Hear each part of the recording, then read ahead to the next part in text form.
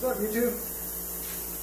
It's your boy 101 Tuckman here, and I'm going to be talking about a little bit of information that's been kind of hard to find when it's coming to reloading a certain type of firearm. Now, if you've seen my other videos, I've shot a Smith & Wesson 460 Magnum, which is a pretty big handgun. When I was looking on the shelves, due to everything that's going on in the world, and they had some reloading bullets, but nothing in the Hornady manual. This right here.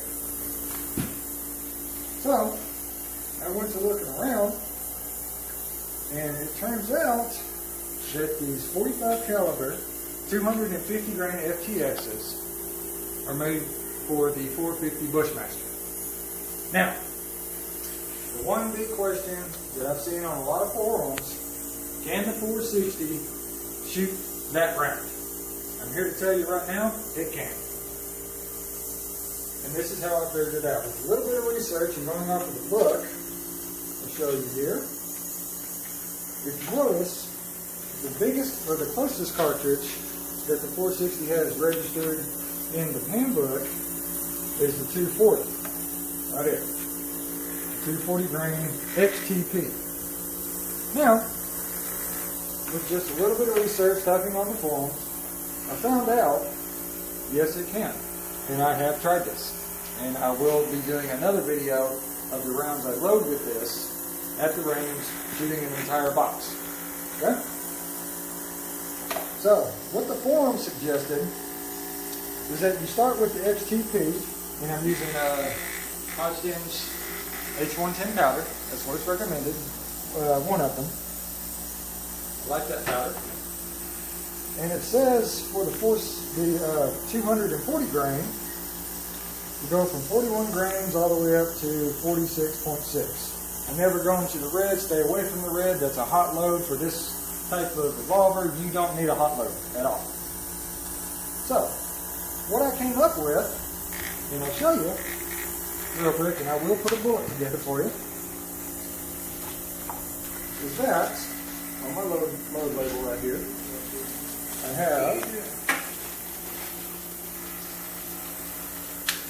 have for the quantity 250 grain, and I've already got everything set up, and I'll show you. Alright, sorry about that little interruption. The casing that I have here with the bullet, the 250 grain, I'm going to be going for the weight powder grain of the H110 of 42.4 grains. And I will show you that real quickly. So I have my Hornady auto progressive press. I got everything set up, already measured, ready to go, and I'll show you the process. The primers which I'm using for this are CCI large primers for large rifle primers, bench rest number 2s. They will work in this. So, I got everything set up. I have primers in here, I got the powder in here, I have all my dyes set up. And this is the 250 grain. You can always tell that the 250 grain versus the 200 grain, the 200 grain will have notches on the bullet. So you see this one is real smooth.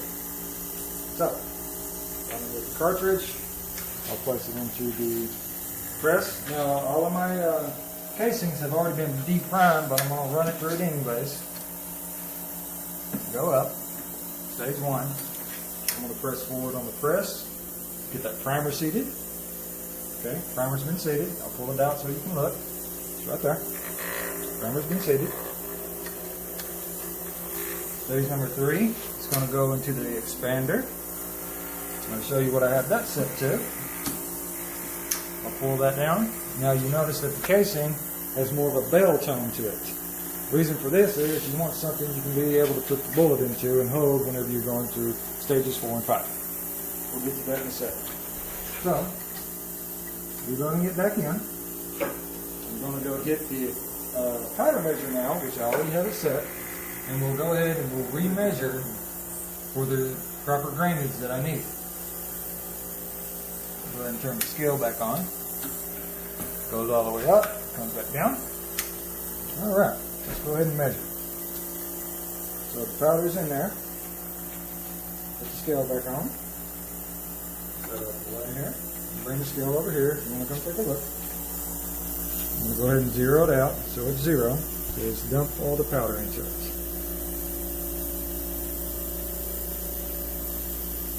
Okay, 42.2. I actually like that.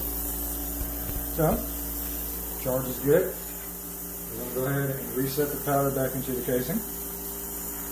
The central, do a little bit of love taps. Sorry for the excess background noise. I got my tumbler and my sonic cleaner running. I like to keep my cases squeaky clean. So, we're going to go back into the press. Now I'm going to put the bullet in. Remember how it bailed the end of the casing? Okay, we're going to go to the cedar.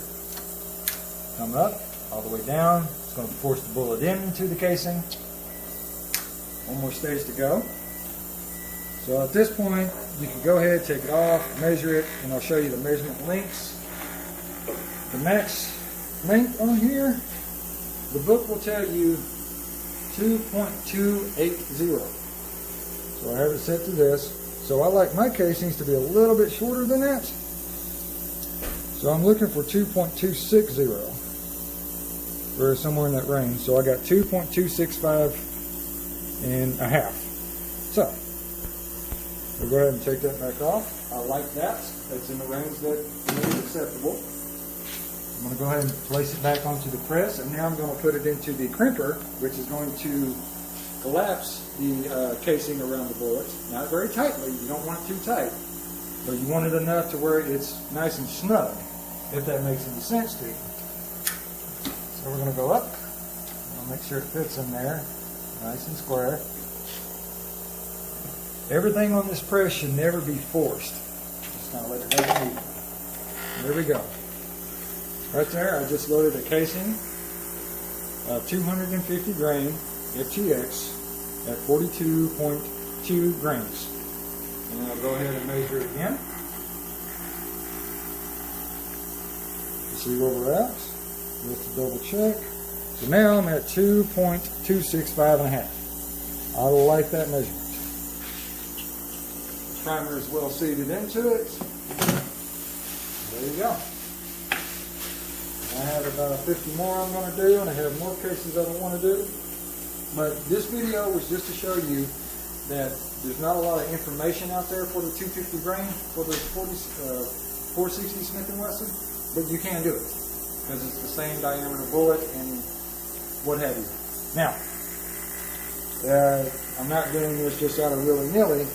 I actually did some research going on to the forums, and a lot of the people were saying, yes, go ahead and use the 240, work it up from there. A couple of people said, yeah, this is about the range that works best for them. I've tried it, I liked it, and there you go. The reason why I had 250 grain to start with was because I was new to reloading, didn't know what I was doing. Booklet said, yeah, 452 will fit. I found 452, grabbed it, turns out no data on it. So, and I was like, oh no, is this going to blow up the gun or anything like that? One thing I want to stress to you, if you're starting out in reloading or if you continue to reload, and a lot of the veterans will say this too, if at any point you make a round that you question, for any reason, if there's something like, if the answer will ever be, I think it'll be alright, no. Take it apart, redo it again. You have to have 110% faith that this round is going to do what you want it to do. Okay? If at any point you feel uncomfortable, do not shoot it. I cannot stress that enough. There's no sense breaking a firearm or possibly hurting or injuring yourself or somebody else that, you know, there's no point for it. So, at any point, if you have a second thought about something, take it apart, redo it again. I mean, the only thing at that point you're going to waste is just your time. And that's, when it comes to this, that's what you want to waste if you have the choice. I'll go ahead and I'll load up another one for you real quick. So, as you can see, I'll go ahead and take this out again. There's no primer in it. Okay. 460 Smith & Wesson case. But I go ahead and I put it through the de-primer and resizer. I go ahead and do it all the time. I might as well do it while it's there. Push forward to seat the primer. Go up into the expander, have it bell, and at any point you can take the cartridge out, look at it for any type of tarnish marks, blemishes, cracks, or anything like that. If you have a crack or anything on that bullet, or the casing, I'm sorry, that makes you question it, throw it away. Cartridges and casings come so cheap in packs of 100, 250, 500 to 1,000. It's no point keeping one that's cracked or bent or whatever. There's no point.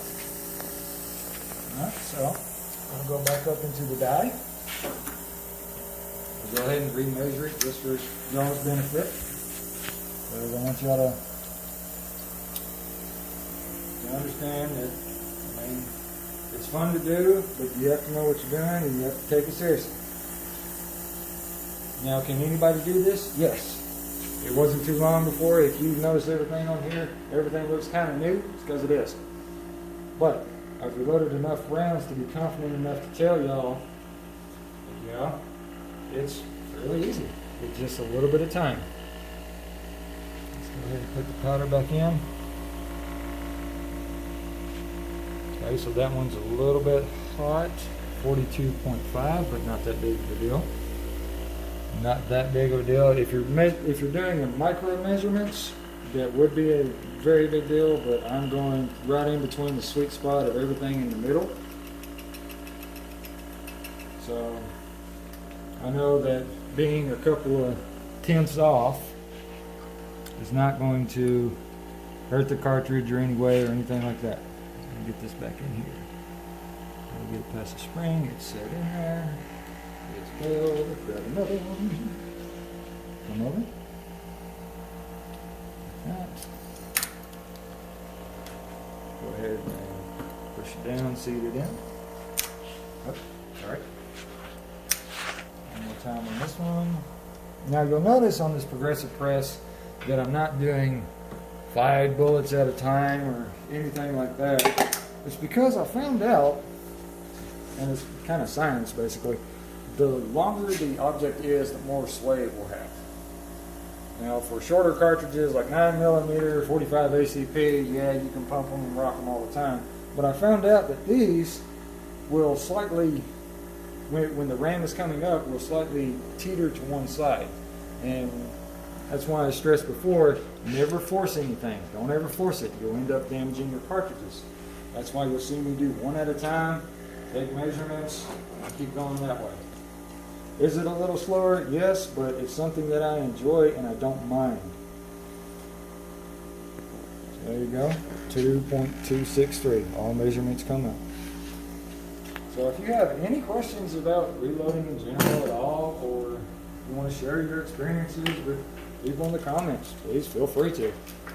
This is something that if you want to get into it, the community has been more than helpful about sharing information, sharing experiences, you know, being like the grandparents at the coffee shop, just telling them stories. So I hope this video was informative and entertaining enough for y'all, so I'll catch y'all next time. Later.